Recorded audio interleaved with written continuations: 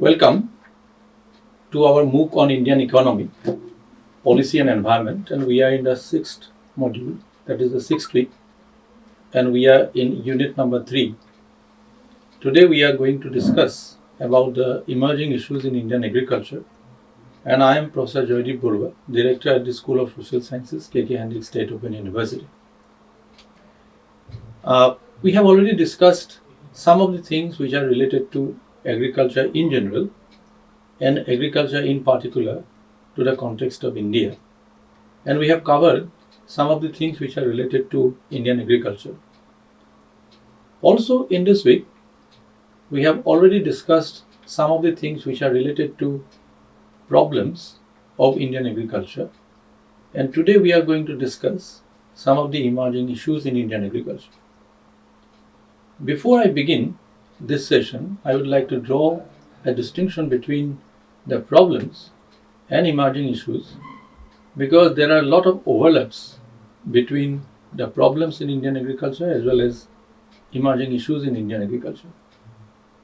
When we talk about problems, we try to identify certain causes which can adversely affect the Indian agricultural scenario in terms of growth, production, productivity, and other income generating activities coming from agriculture. However, when we talk about the issues, we are more generally concerned about broad trends which are in the long run can be discerned and which can be seen as something not really a kind of short-term problem, but more chronic and more entrenched in nature, which are affecting agriculture, particularly the expansion and growth in Indian agriculture. With this broad framework, today we are going to discuss 3 major themes for this session. In the first part, I would like to discuss about the changing scenario of Indian agriculture over the period since independence, highlighting the major trends. In the second part, I will try to underline the emerging issues of Indian agriculture. Emerging means most recent issues which are in nature chronic and entrenched but more visible in the recent times. And finally, I would like to sort of outline briefly that what can be done to address these issues and what are the possible implications of these issues for Indian agriculture. So these are the 3 things which we will try to discuss today and we will try to cover up. And at the end of the session, you will realize that some of the things which are very visible in Indian agriculture are important, not because they are affecting agriculture, but emanating from agriculture, they are extended to the other sectors in general, and more particularly, the macroeconomic conditions of Indian agriculture, Indian economy in particular. We have in the last week discussed about agricultural growth and institutional structures, and there I showed you a graph, a long-term value added in agriculture in constant prices, where we have tried to locate a long-term trend in agricultural growth starting from 1950-51 till 2022-23, and this is precisely the graph, and you can see a lot of ups and downs. In some years there are negative instances. At the same time, most of the time there are spikes in between, and when we try to fit a linear trend to the graph, then we see this red trend line which are showing a very marginal slope, showing an increase in this value added, which is coming as 2.2% on an average. So that's the kind of growth that we are having. That is a long-term growth in Indian agriculture, and that is from 1950-51 to 2022-23. Now, if we sort of take another growth graph, that is the general gross value added long-term trend curve, then we will see this diagram. Here, the gross value added is superimposed on the agricultural value added, and there you will see that similar trend can be discerned from the graph, and here you will see the red line that is indicating the trend of gross value added, and this is something of 4.8%, that is near 5% in overall gross value added growth rate compared to the agricultural growth rate of around 2.2%. So in this graph you will get a sense that while since 1950-51 the Indian economy is showing an increase in the gross value added with a percentage of 5% or 4.8% to be precise, the agriculture is growing at the rate of 2.2%. So it is almost half of the total gross value added. Nonetheless, it is increasing, but rate of increase in agriculture is far less compared to the overall rate of growth of the gross value added in general, covering all sectors in the economy. So this picture can be identified with some broad, trends from 1950-51. While the average rate of growth of the total gross value added has been around 5%, as I have said, during the period of 1950 to 2023, that of the agriculture is much below, just 2%. So it is about 50 or less than 50% of the total gross value added growth rate. Consequently, the share of agriculture in the total gross value added is continuously declining over the last 7 decades. That it is growing, but growing at a much slower pace compared to the overall growth rate. So therefore, the proportionate share of the sector in the gross value added, total gross value added, is continuously declining. And we have also seen from this graph, that is the red line and the blue line, that growth of agriculture is broadly following the pattern of overall growth rate. That if there is a spike, then also we are seeing spike in the agricultural growth rate. If there is a negative in total growth rate of the gross value added, then negative is also seen as agricultural growth value added as well. So therefore, the point that I am trying to drive home here is that agriculture is continued to be one of the determining factors of total gross value added.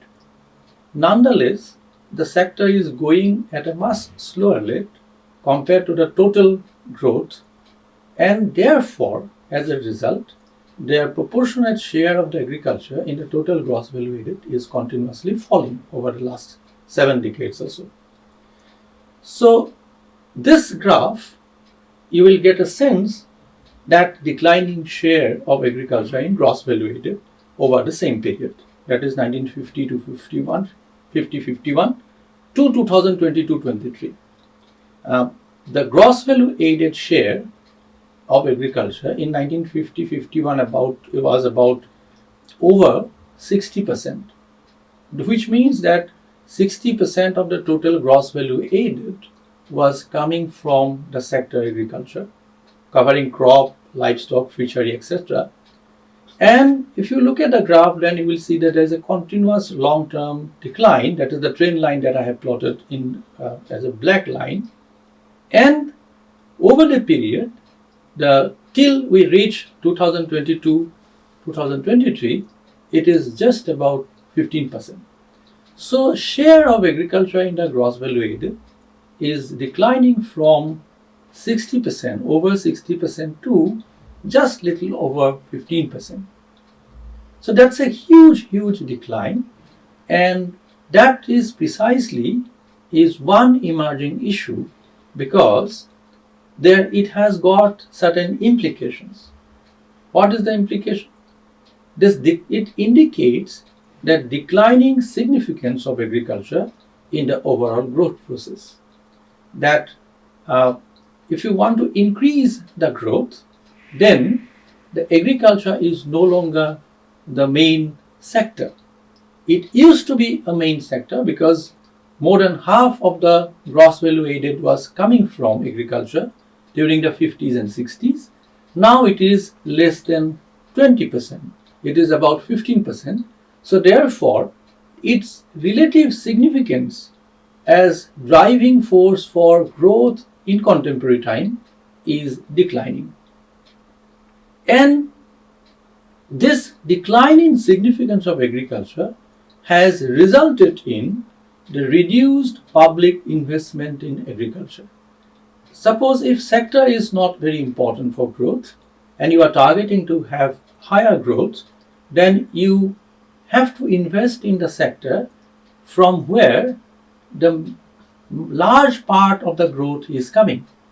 So that used to be the case with agriculture in 1950s, 60s, which is no longer valid in contemporary times. It is declining, so therefore it does not qualify for a higher public investment.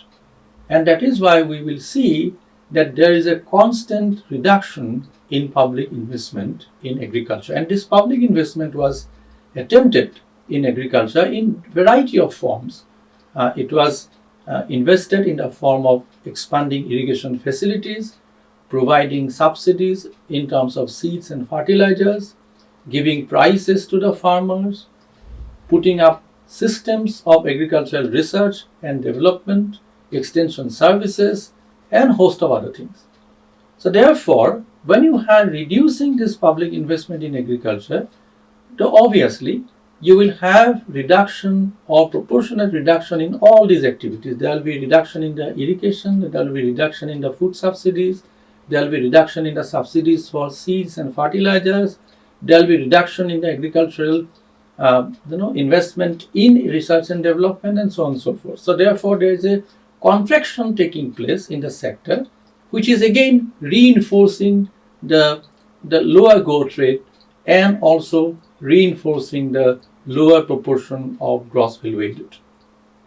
Now, if you look at the literature, then you will find that growth in Indian agriculture is largely dependent on the public investment in agriculture.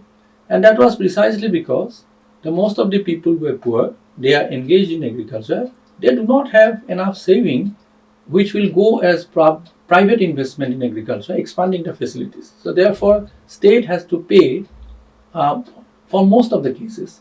So therefore, the idea was that the state will invest in expanding agricultural infrastructure and the benefits will be given as a social justice or within the provision of social justice and equity to the people. And that was the case in the earlier phases. And then we see subsequently the shift in this whole framework, and state is actually reducing public investment in agriculture, affecting the growth, productivity in the sector. And the second point, which is coming from literature, is that private investment in agriculture is limited, both by lack of private saving, as I have explained, and by range of institutional constraints. For instance, suppose even if you have savings, but there is no incentive for you to invest because the land tenure system or land ownership form is such that you do not really own the land, or you do not have tenurial security which will restrict your behavior in terms of investing in agricultural land, because most of the benefits will not be there for you to get, but it will be distributed to others. So therefore there is not really incentive for you even if you are having savings. So that's really is a big thing which I have already discussed in the last week. Now this decline of this investment are visible if we look at, suppose, share of total plan outlays for agriculture in percent. And I have given till 11th plan because 12th plan, during the 12th plan itself, the Planning Commission was dismantled in 2014, even if it was continued till 2017. So therefore, I have excluded the 12th plan period in the real sense. So I've started with the third plan, which is very important because it was early 60s where Green Revolution was incipient stages. And then you have annual plans, and fourth plan really onwards, you get the Green Revolution coming. And therefore, in this diagram, you will see that in the third plan, the agricultural investment was about 12.7% of the total plan outlay. About 8% of the plan outlay was about the irrigation. And then it has risen for about 16%, 17% in the next annual plans and remained around 14 to 12% for 2-3 plans, and then started declining. And if you look at the 11th plan, then you will find that it is about 3.7%. So there is a huge decline from 13%, near 13% to near 4%. And that is a decline about 75%. So that means 2/3 of the investment, public investment in agriculture is gone. Why? Because of this relative significance of agriculture as a driving sector of the growth is actually declining, falling. All right. So therefore, we can draw some important points here. First point is that this reduction in the public investment was coming from the reduction in the subsidies. Here is a huge reduction in the subsidies, and more so after the post-liberalized period, that is 91 onwards, in terms of food subsidy, in terms of fertilizer subsidy, in terms of energy subsidy, and that is there. So therefore, you are actually seeing a huge decline of 75% during this period. Second point, which is important to understand, is that within the agricultural expenditure, the major portion of expenditure on crop husbandry, which include the schemes on seeds, soil health, crop management, urea, etc., and food storage, which has been a sharp decline in the share of expenditure. Overall, this means that public expenditure in agriculture has moved away from supporting the direct production towards supporting income and credit-based assistance. I think that's very important to understand that earlier the support for public investment or expenditure was provided to the farmers for increasing production and providing the marketing facilities, logistic support, so on and so forth.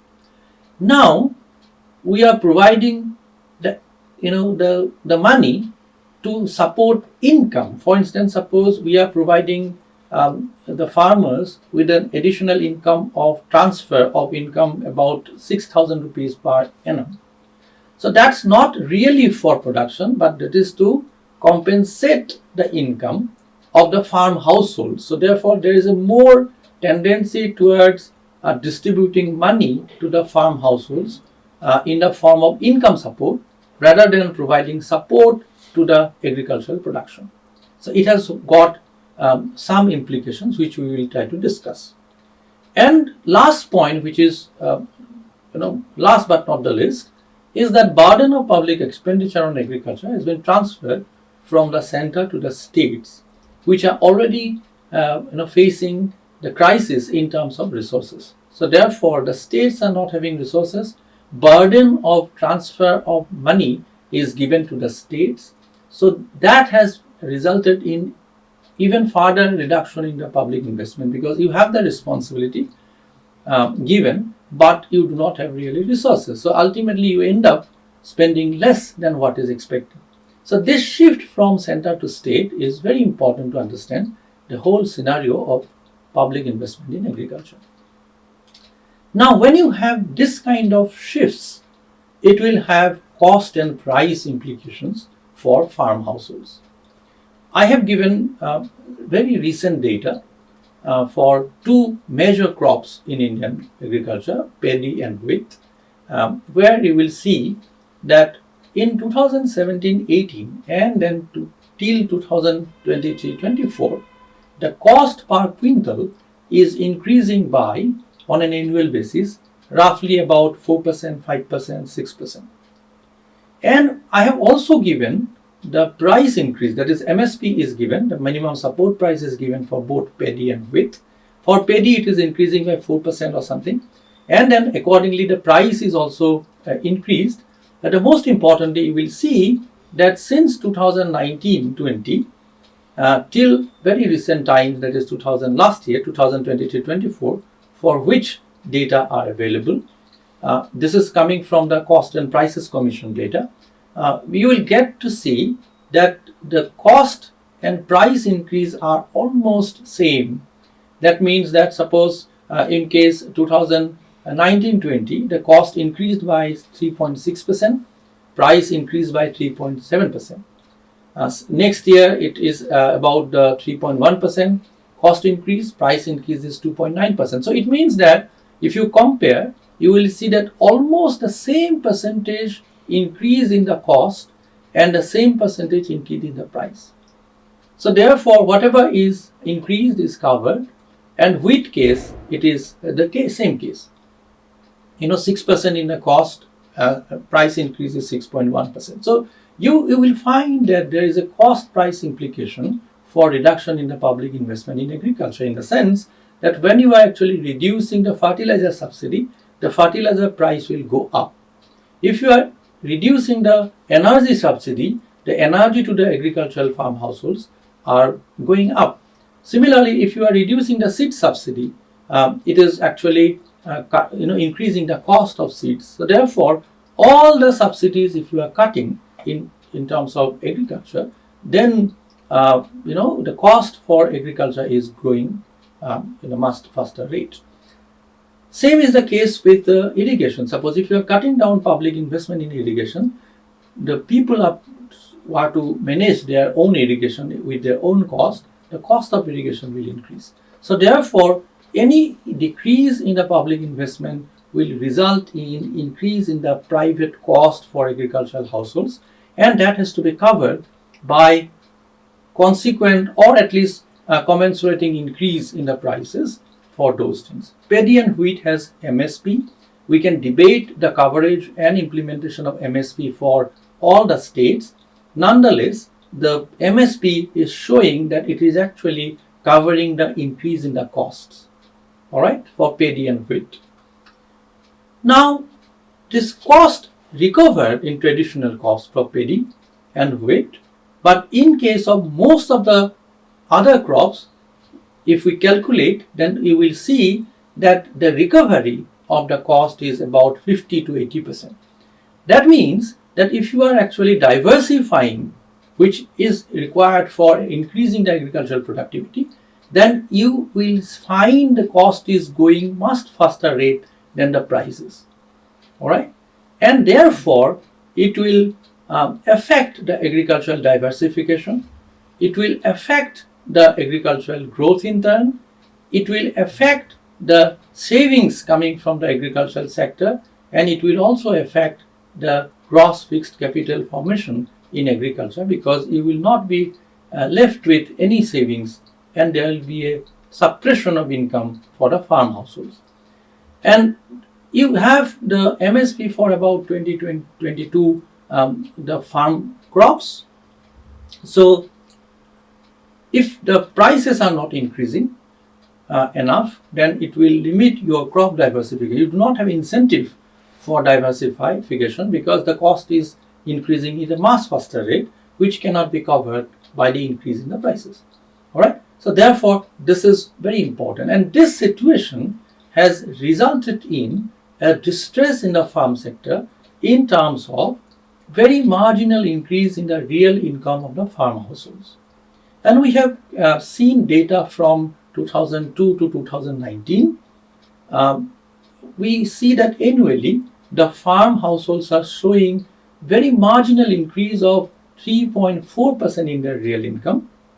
So it's very marginal, and therefore which is rather inadequate to support their family, to support their other needs of the family, cash requirements, etc.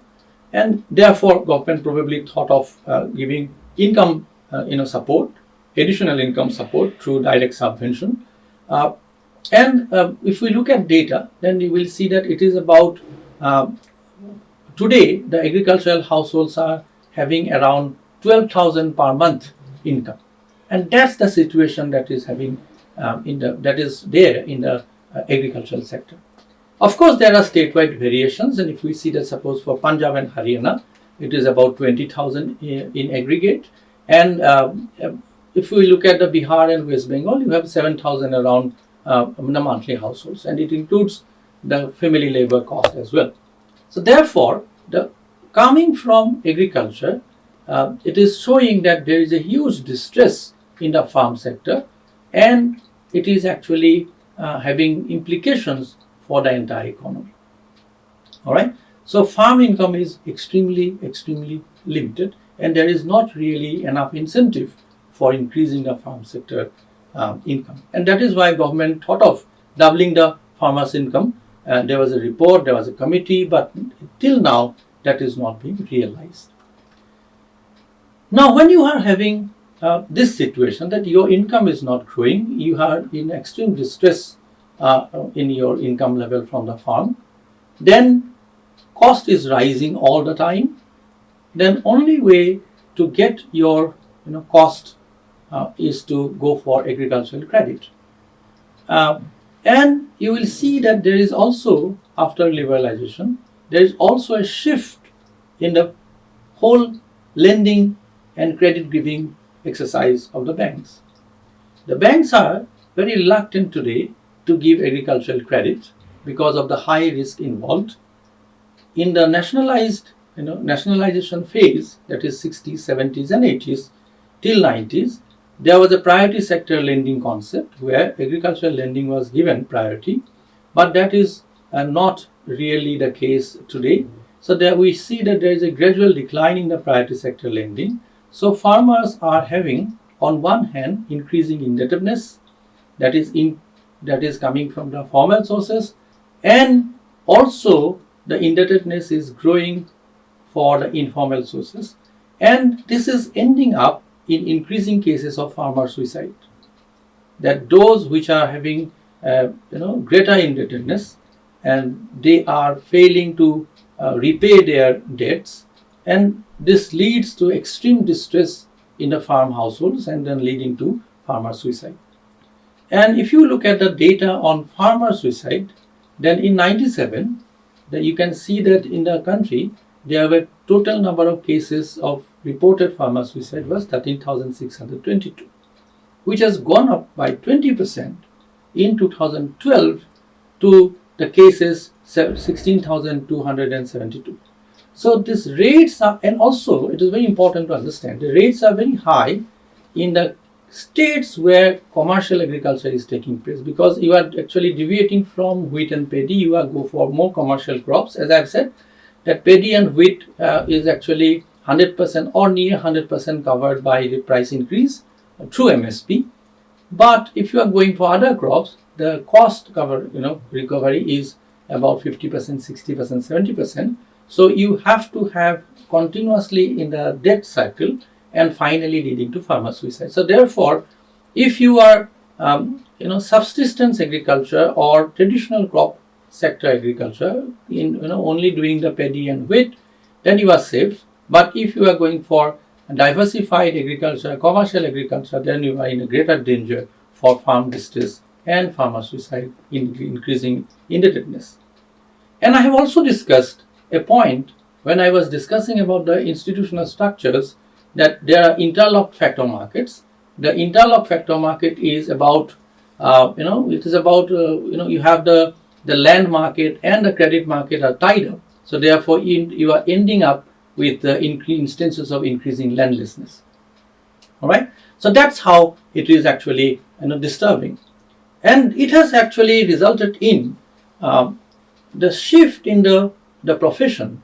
Then, if you look at the census data from 51 to 2011, which is the last census that we have, you have cultivators 50% in 51. Now today, cultivator is about the 24% in the total workforce.